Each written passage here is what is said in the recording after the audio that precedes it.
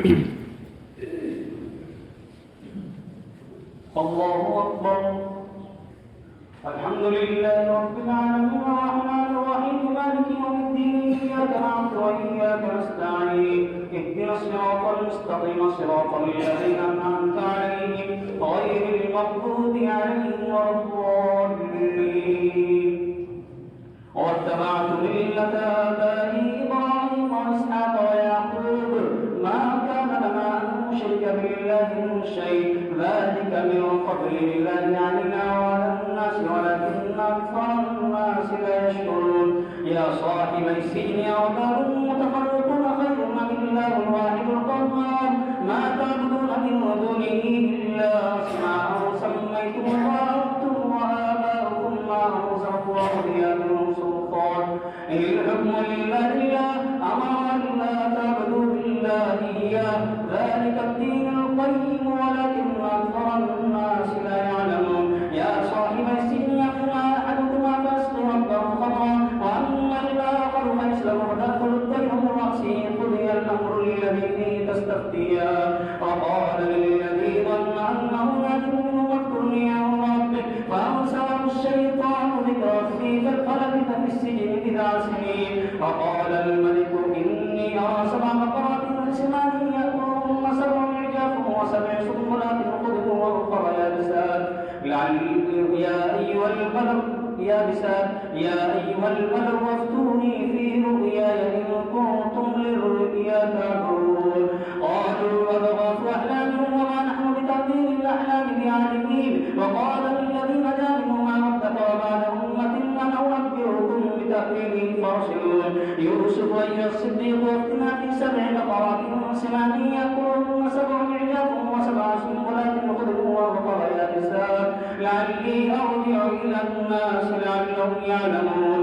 قال تزرعون 7 سنين دابا وما حصدتم فذروا في سنبله إلا قليلا مما تأكلون ثم يأتي من بعد ذلك 7 شداد يأكلن ما قدمتم لهن إلا قليلا مما تحسنون ثم يأتي من بعد ذلك عام وفيه يغاث الناس وفيه يعصرون. وقال الملك ائتوني به فلما جاءه الرسول قال ارجع إلى ربك فاسأله ما بال النسوة التي قطعن أيديهن إن ربي بكيدهن عليم. قال ما خطبكن إذ راودتن يوسف عن نفسه قلن حاش لله ما علمنا عليه من سوء.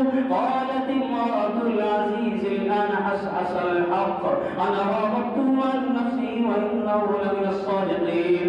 ذلك ليعلم أني لم أكن بالغيب وأن الله لا يهدي كيد الخائنين.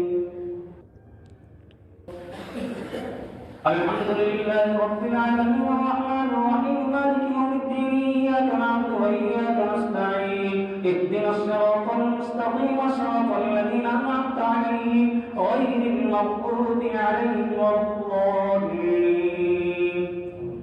وما أبرئ نفسي إن النفس لأمارة بالسوء إلا ما رحم ربي إن ربي غفور رحيم.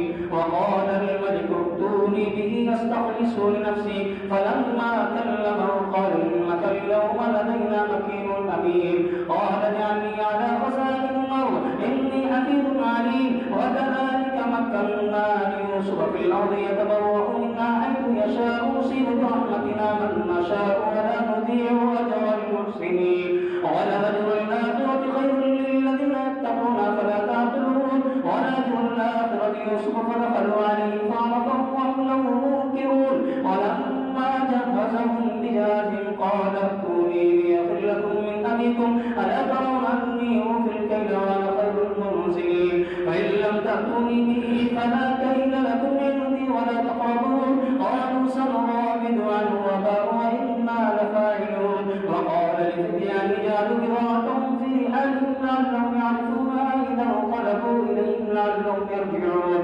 قال ارجعوا لعلهم يرجعون. فلما رجعوا إلى أبيهم قالوا يا أبانا منع منا الكيل فارسل معنا أخانا نكتب وإنا له لحافظون.